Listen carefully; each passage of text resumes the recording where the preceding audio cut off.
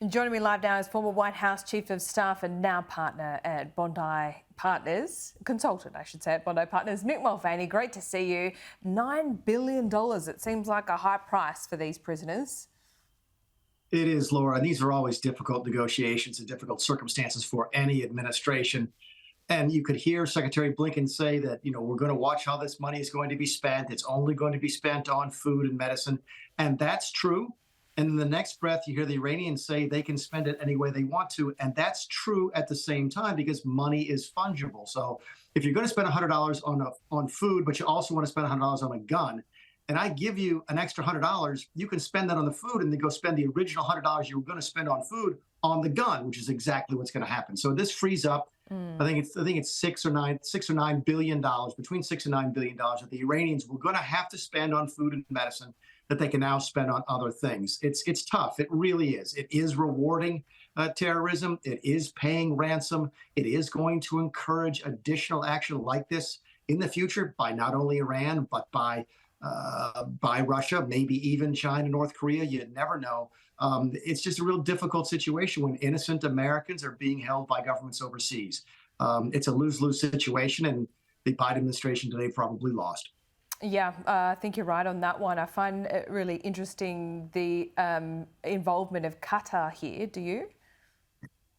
No, it's not unusual to get an intermediary. We do have, I guess, I don't have any inside information anymore, but I assume that we have some communication with the Iranians, but it wouldn't be unusual under these circumstances to work through an intermediary. The trust levels between my government and the Iranian government is obviously very, very low. So having the role of a trusted intermediary would be appropriate.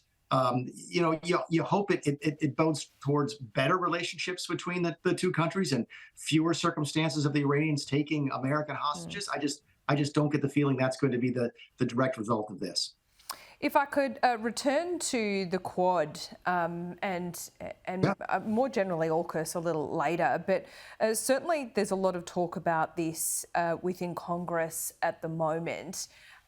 I mean, I guess when things at home aren't going so well, presidents often tend to concentrate on international partners. Is that what's going on here? I mean, it's still America's role in international diplomacy is very important indeed. But what's going on? What's being discussed around the Quad?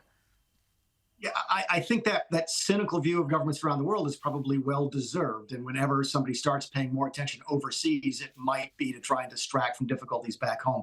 In this particular circumstance, what's happening now between the United States and Australia, and the other members of the Quad, the AUKUS deals, I actually think that's not what is happening here. I think we are serious. My government is serious, whether it's Republican or Democrat-led, about trying to figure out a way to counterbalance what's happening with China. The new legislation that got introduced this past week was a bipartisan piece of legislation by two very well-regarded members of Congress, one Democrat, one Republican, to try and expand American participation and cooperation within the Quad. That's not necessarily just the Biden administration. That's Congress. You and I have talked before that one of the very few bipartisan initiatives in Washington, D.C. right now is this antipathy towards China. So I understand the cynicism. Believe me, I call myself a cynic because I've been in Washington, D.C. too long.